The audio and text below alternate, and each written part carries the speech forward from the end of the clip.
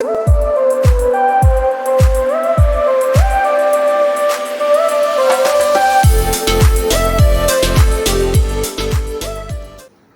আলাইকুম। আজকে আমি সেমাই দিয়ে মজার একটা ডেজার্ট তৈরি করব।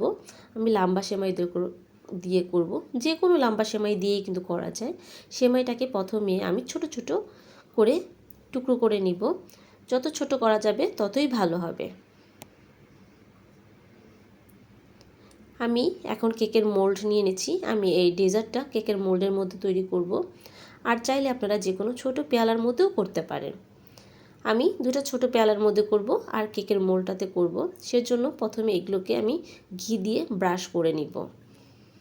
চুলায় আমি দেড় চা চামচ ঘি দিয়ে দিলাম। ঘিটা গলে গেলে এর মধ্যে আমি দিয়ে দিব ভেঙে রেখেছিলাম যে সেমাইগুলো সেইগুলো।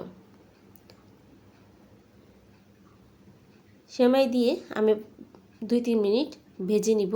তবে চুলার আঁচটা কিন্তু মিডিয়ামের থেকে লো রাখতে হবে, নাহলে সেমাইগুলো নিচ থেকে পুড়ে যাবে, তখন খেতে ভালো লাগবে না। ভাজা হয়ে গেছে। এখন আমি দিয়ে দিচ্ছি 3 চা চামচ পরিমাণ গুঁড়ো দুধ। গুঁড়ো দুধটা দিয়েও আমি কয়েক মিনিট ভেজে নিব। আবারও বলছি, যেন সেমাইটা না পুড়ে যায় সেদিকে খেয়াল রাখতে হবে। এই তো হয়ে গেছে। এখন আমি এর মধ্যে দিয়ে দিব হাফ কাপ পরিমাণ কনডেন্স মিল্ক। আর এই ডেজার্টটা তৈরি করতে অবশ্যই কনডেন্স মিল্ক দিতে হবে। আমি এখানে সেমাই নিয়েছি 150 গ্রামের মতো। কনডেন্স মিল্কটা দিয়ে সেমাইটাকে ভালো করে নেড়েচেড়ে নিব। আর এই কনডেন্স মিল্কটা দিলে সেমাইটা কিন্তু একটু আঠালো আঠালো ভাব হবে। কনডেন্স মিল্কটা খুব আলতো হাতে সেমাইয়ের সঙ্গে ভালো করে মিশিয়ে নিতে হবে। যখন আঠালো ভাব হয়ে যাবে তখন নামিয়ে নিতে হবে। আমারটা হয়ে গেছে, নামিয়ে নিচ্ছি। এই মোল্ডে আমি ঘি ব্রাশ করে রেখেছিলাম। এখন এই মোল্ডের মধ্যে আমি গরম থাকা অবস্থায় সেমাইগুলোকে দিয়ে সেট করে নিব। আপনারা চাইলে চামচ দিয়ে সেট করতে পারেন। আমি এটা হাত দিয়ে সেট করে নিব। চেপে চেপে ঘুরিয়ে ঘুরিয়ে সেট করে নিব।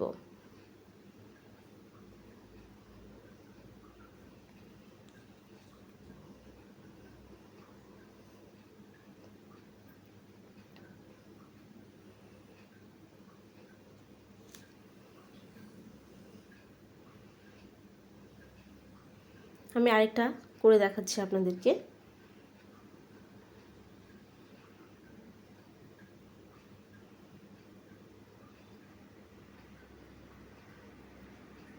এই রেসিপিটা খুবই সহজ এবং খুব অল্প সময়ে হয়ে যায়।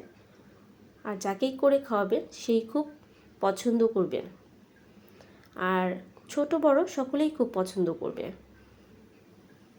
এভাবে আমি সবগুলো করে নিচ্ছি। এই তো করে নেওয়া হয়ে গেছে। এখন আমি যে ছোট দুটো পেয়ালা দেখিয়েছিলাম সেগুলোকেও করে নিব।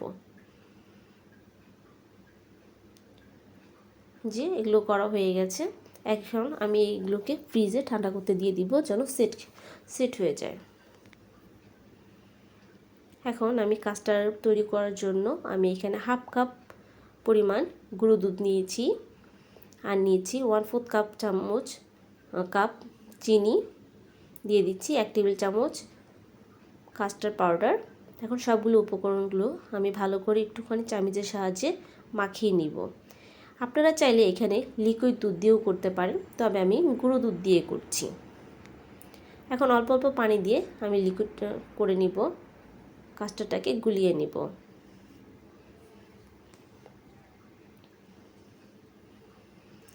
এখানে আমার 1.5 কাপ পরিমাণ পানি লেগেছে। আর যদি কাস্টার্ডটা মনে হয় পাতলা হয়ে গেছে তাহলে আপনারা কিন্তু আর 1 চামচ কাস্টার্ড একটু পানির সাথে গুলিয়ে এর মধ্যে দিয়ে দিতে পারেন, তাহলে ঘন হয়ে যাবে। আর এই কাস্টার্ডটা একটু ঘন করেই নামাতে হবে। আমারটা হয়ে গেছে, নামিয়ে নিচ্ছি। আমি একটা পেয়ালার মধ্যে ঢেলে নিব ঠান্ডা করার জন্য। আর কিছুক্ষণের জন্য আমি ফ্রিজেও রেখে দিব। ফ্রিজ থেকে বের করে নিলাম। আমার সেমাইগুলো সেট হয়ে গেছে, মানে সুন্দর মতো সেট হয়ে গেছে। এখন একটা ছুরির সাহায্যে তুলে নিব। দেখেন মাশাআল্লাহ খুব সুন্দর হয়েছে। আর এটাকে তুলতেও বেশি একটা কষ্ট না, একটু চাপ দিলেই উঠে যায়।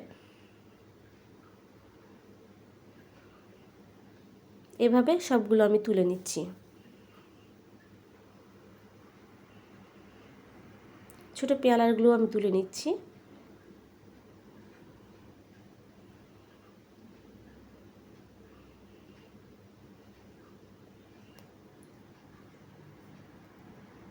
এভাবে বানিয়ে কিন্তু আপনারা 1-2 দিন রেখে দিতে পারেন। বাসায় গেস্ট আসার আগে শুধু আপনারা কাস্টার্ডটা তৈরি করে এটার উপর দিয়ে পরিবেশন করতে পারেন। খুব সহজেই এই ডেজার্টটা তৈরি হয়ে যায়। এখন আমি কাস্টার্ডটা দিয়ে দিচ্ছি সেমাইয়ের কাপের মধ্যে।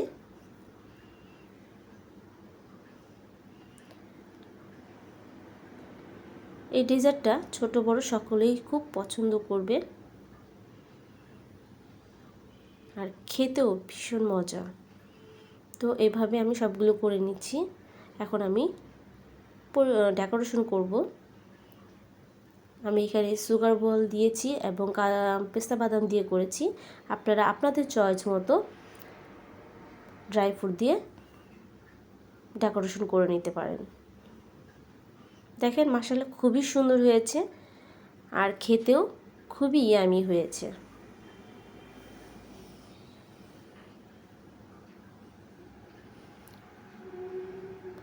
তো যদি আপনাদের ভালো লাগে অবশ্যই এভাবে বানিয়ে খাবেন, আর আমার ভিডিওতে আপনারা লাইক করবেন, শেয়ার করবেন আর সাবস্ক্রাইব করবেন। আর এভাবে বানিয়ে অতিথিদের খাওয়াতে পারেন, অবশ্যই অনেক প্রশংসা পাবেন। আল্লাহ হাফেজ, আসসালামু আলাইকুম।